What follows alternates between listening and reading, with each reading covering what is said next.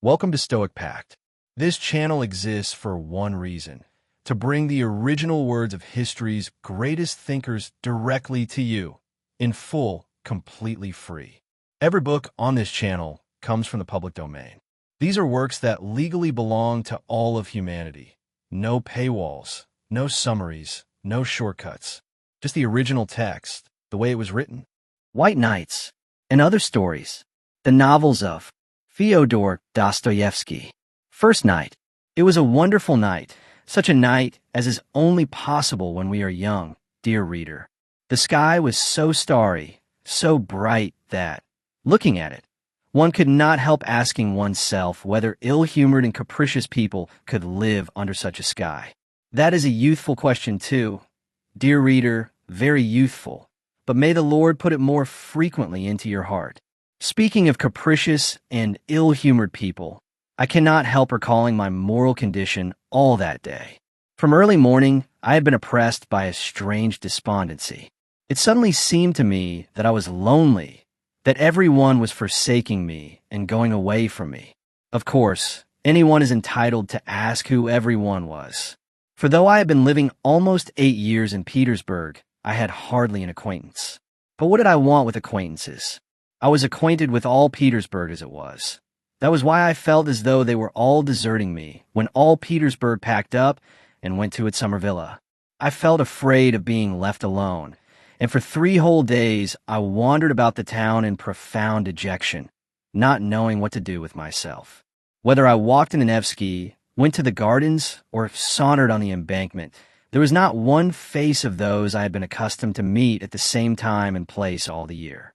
They, of course, do not know me, but I know them.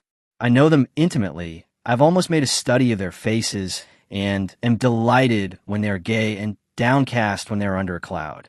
I have almost struck up a friendship with one old man whom I meet every blessed day, at the same hour in Fontanka. Such a grave, pensive countenance. He is always whispering to himself and brandishing his left arm, while in his right hand he holds a long gnarled stick with a gold knob.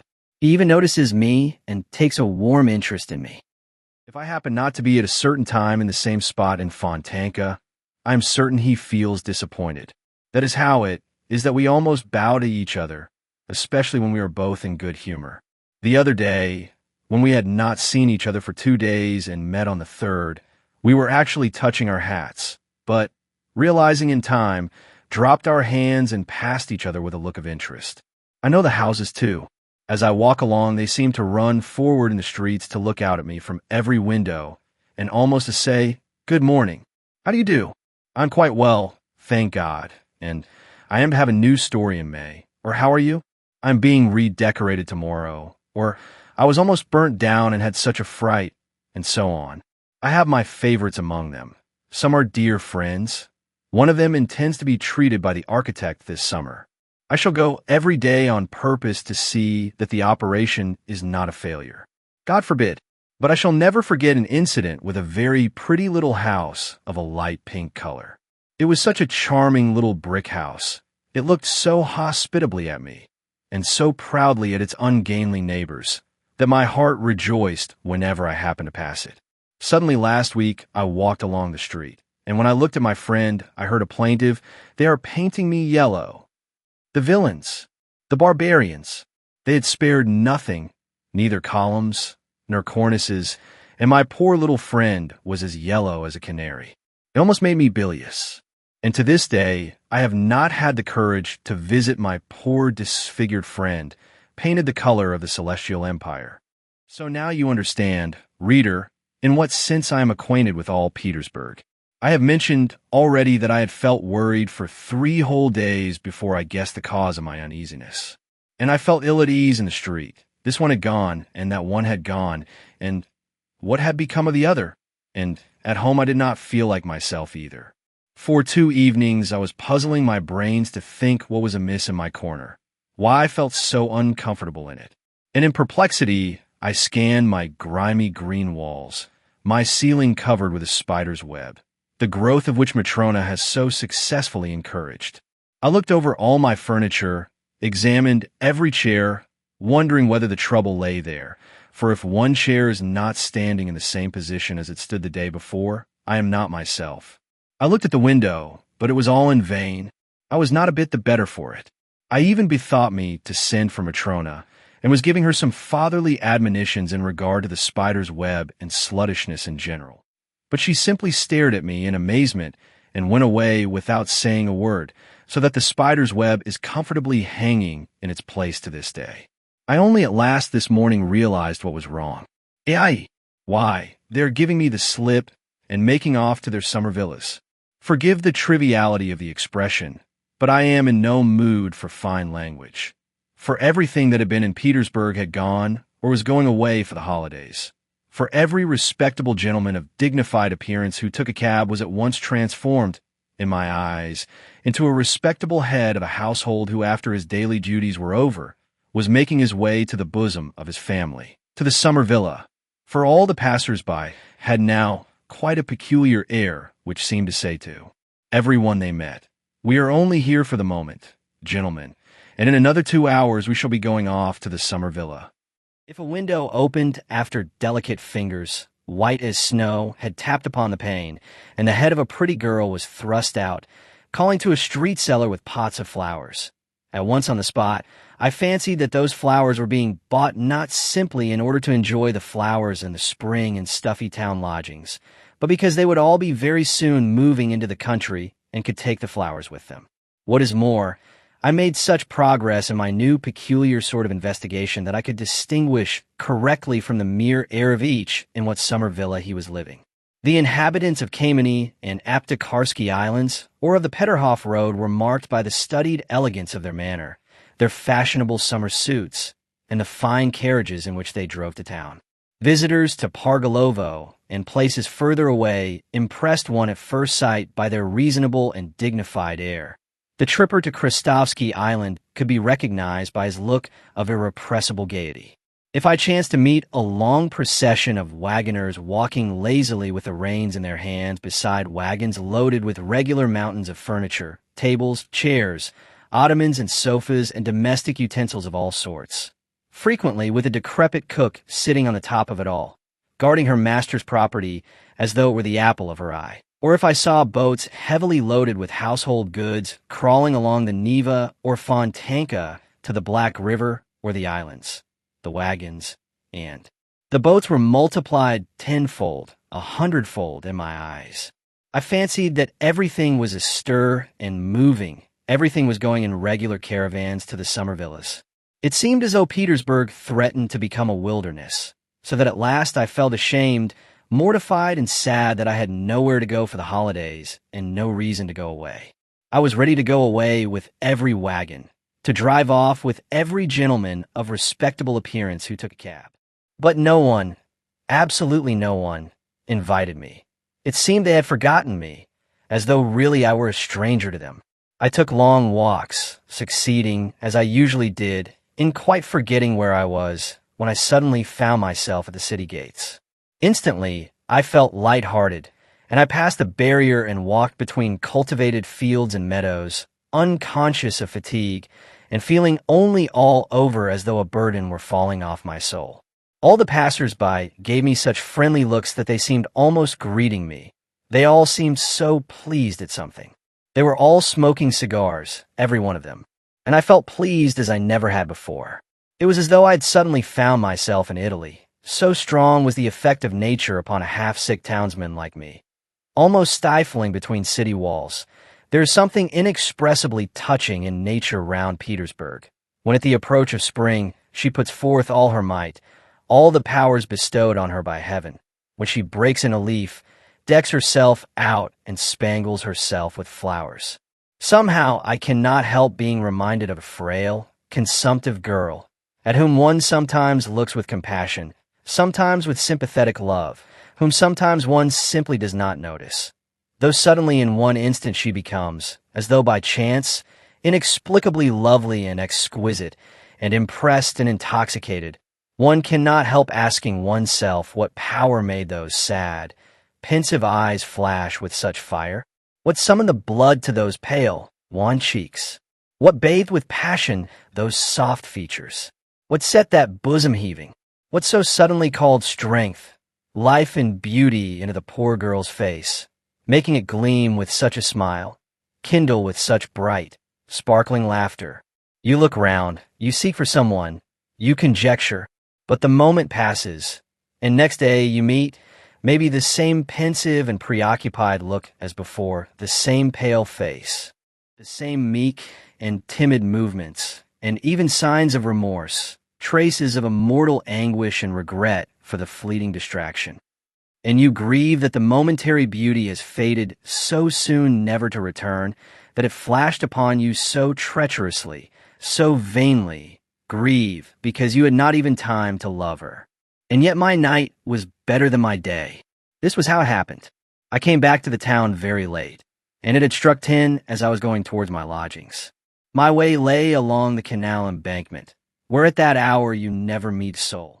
It is true that I live in a very remote part of the town. I walked along singing, for when I am happy, I am always humming to myself like every happy man who has no friend or acquaintance with whom to share his joy. Suddenly, I had a most unexpected adventure. Leaning on the canal railing stood a woman with her elbows on the rail. She was apparently looking with great attention at the muddy water of the canal. She was wearing a very charming yellow hat and a jaunty little black mantle. She's a girl, and I am sure she's dark, I thought. She did not seem to hear my footsteps, and did not even stir when I passed by with bated breath and loudly throbbing heart. Strange, I thought. She must be deeply absorbed in something, and all at once I stopped as though petrified. I heard a muffled sob. Yes, I was not mistaken. The girl was crying, and a minute later I heard sob after sob. Good heavens! My heart sank, and timid as I was with women, yet this was such a moment. I turned, took a step towards her, and should certainly have pronounced the word "Madam" if I had not known that that exclamation has been uttered 1,000 times in every Russian society novel. It was only that reflection stopped me.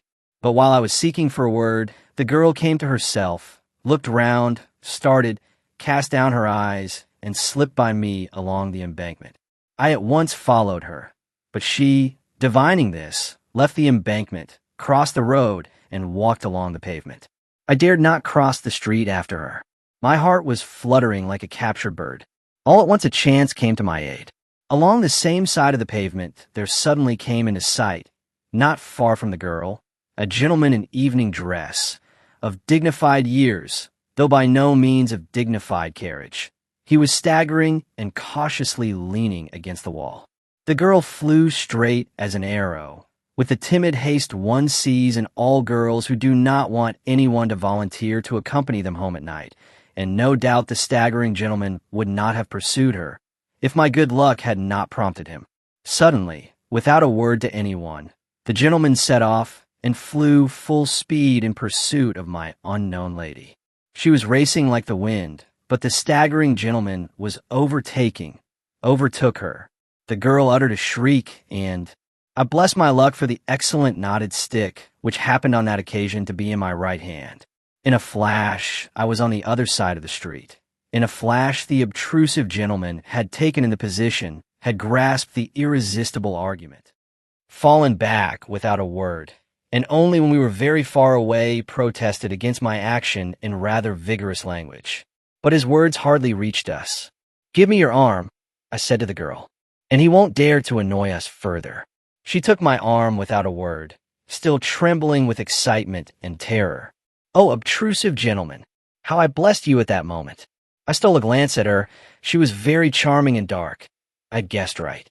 On her black eyelashes there still glistened a tear, from her recent terror or her former grief, I don't know.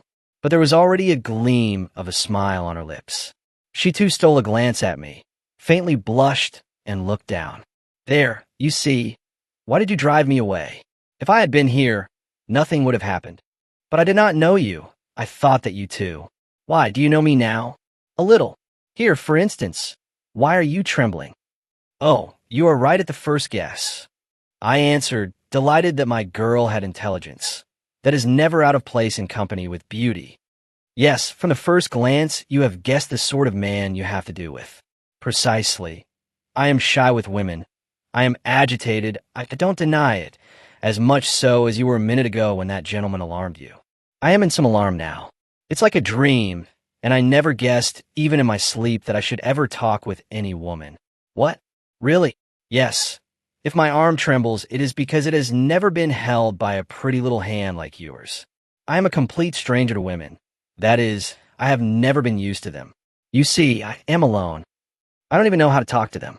Here, I don't know now whether I have not said something silly to you. Tell me frankly. I assure you beforehand that I am not quick to take offense. No, nothing, quite the contrary. And if you insist on my speaking frankly, I will tell you that women like such timidity. And if you want to know more, I'll like it too, and I won't drive you away till I get home. You will make me, I said, breathless with delight, lose my timidity, and then farewell to all my chances. Chance? What chances of what? That's not so nice. I beg your pardon. I am sorry. It was a slip of the tongue. But how can you expect one at such a moment to have no desire? To be like that? Well, yes, but do for goodness sake be kind. Think what I am. Here, I am 26, and I have never seen anyone. How can I speak well, tactfully, and to the point? It will seem better to you when I've told you everything openly. I don't know how to be silent when my heart is speaking. Well, never mind. Believe me, not one woman, never, no acquaintance of any sort. And I do nothing but dream every day that at last I shall meet someone. Oh, if only you knew how often I've been in love in that way. How? With whom? Why, with no one. With an ideal, with the one I dream of in my sleep. I make up regular romances in my dreams. Ah, you don't know me. It's true, of course. I have met 2 or 3 women, but what sort of women were they? They were all landladies, that. But I shall make you laugh if I tell you that I have several times thought of speaking, just simply speaking, to some aristocratic lady in the street, when she is alone. I need hardly say, speaking to her, of course, timidly, respectfully, passionately, telling her that I am perishing in solitude, begging her not to send me away, saying that I have no chance of making the acquaintance of any woman, impressing upon her that it is a positive duty for a woman not to repulse so timid a prayer from such a luckless man as me, that, in fact, all I ask is that she should say 2 or 3 sisterly words with sympathy, should not repulse me at first sight, should take me on trust and listen to what I say, should laugh at me if she likes, encourage me, say 2 words to me.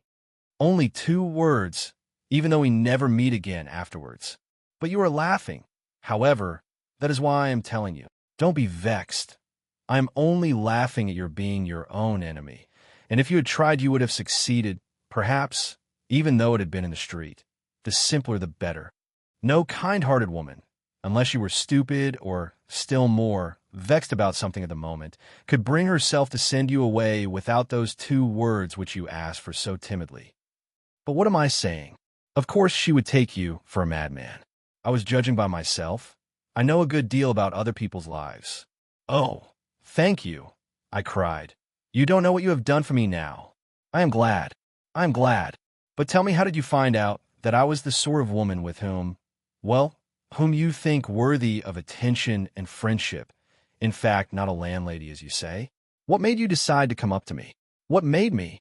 But you were alone. That gentleman was too insolent. It's night. You must admit that it was a duty. No. I mean before, on the other side. You know you meant to come up to me. On the other side? Really, I don't know how to answer. I am afraid to. Do you know I have been happy today? I walked along singing. I went out into the country. I have never had such happy moments. Perhaps it was my fancy. Forgive me for referring to it. I fancied you were crying, and I could not bear to hear it. It made my heart ache. Oh, my goodness. Surely I might be troubled about you? Surely there was no harm in feeling brotherly compassion for you. I beg your pardon, I said compassion. Well, in short, surely you would not be offended at my involuntary impulse to go up to you.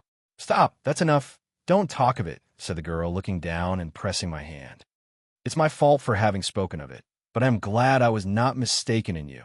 But here I am home. I must go down this turning. It's 2 steps from here. Goodbye, thank you. Surely you don't mean that we shall never see each other again. Surely this is not to be the end. You see, said the girl, laughing, at first you only wanted 2 words and now. However, I won't say anything. Perhaps we shall meet. I shall come here tomorrow, I said. Oh, forgive me. I am already making demands. Yes, you're not very patient. You are almost insisting. Listen. I interrupted her. Forgive me if I tell you something else. I tell you what, I can't help coming here tomorrow. I am a dreamer. I have so little real life that I look upon such moments as this now as so rare that I cannot help going over such moments again in my dreams. I shall be dreaming of you all night, a whole week, a whole year. I shall certainly come here tomorrow, just here to this place, just at the same hour, and I shall be happy remembering today. This place is dear to me already. I have already 2 or 3 such places in Petersburg. I once shed tears over memories, like you. Who knows, perhaps you were weeping 10 minutes ago over some memory. But, forgive me, I have forgotten myself again. Perhaps you have once been particularly happy here. Very good, said the girl. Perhaps I will come here tomorrow, too, at 10 o'clock. I see that I can't forbid you. The fact is, I have to be here. Don't imagine that I'm making an appointment with you. I tell you beforehand that I have to be here on my own account. But, well, I tell you straight out, I don't mind if you do come. To begin with, something unpleasant might happen as it did today, but never mind that. In short, I should simply like to see you, to say 2 words to you. Only mind, you must not think the worse of me now. Don't think I make appointments so lightly. I shouldn't make it except that. But let that be my secret. Only a compact beforehand. A compact? Speak. Tell me. Tell me all beforehand. I agree to anything. I am ready for anything, I cried, delighted. I answer for myself. I will be obedient, respectful, you know me. It's just because I do know you that I ask you to come tomorrow, said the girl, laughing. I know you perfectly. But mind you will come on the condition, in the first place, only be good, do what I ask. You see, I speak frankly. You won't fall in love with me. That's impossible, I assure you. I am ready for friendship. Here's my hand. But you mustn't fall in love with me. I beg you. I swear, I cried, gripping her hand. Hush, don't swear. I know you're ready to flare up like gunpowder. Don't think ill of me for saying so. If only you knew. I, too, have no one to whom I can say a word, whose advice I can ask.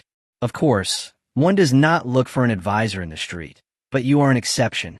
I know you as though we had been friends for 20 years. You won't deceive me, will you? You will see. The only thing is, I don't know how I'm going to survive the next 24 hours. Sleep soundly. Good night. And remember that I have trusted you already. But you exclaimed so nicely just now. Surely one can't be held responsible for every feeling, even for brotherly sympathy. Do you know, that was so nicely said that the idea struck me at once that I might confide in you. For God's sake, do. But about what? What is it? Wait till tomorrow. Meanwhile, let that be a secret. So much the better for you. It will give it a faint flavor of romance. Perhaps I will tell you tomorrow, and perhaps not. I will talk to you a little more beforehand. We will get to know each other better. Oh yes, I will tell you all about myself tomorrow. But what has happened? It is as though a miracle had befallen me. My God, where am I? Come, tell me, aren't you glad that you were not angry and did not drive me away at the first moment, as any other woman would have done? In 2 minutes, you have made me happy forever. Yes, happy. Who knows, perhaps you have reconciled me with myself, solved my doubts. Perhaps such moments come upon me. But there, I will tell you all about it tomorrow. You shall know everything, everything. Very well, I consent. You shall begin. Agreed. Goodbye till tomorrow. Till tomorrow. And we parted. I walked about all night. I could not make up my mind to go home. I was so happy. Tomorrow. If you enjoyed this audiobook, please consider subscribing to StoicPact.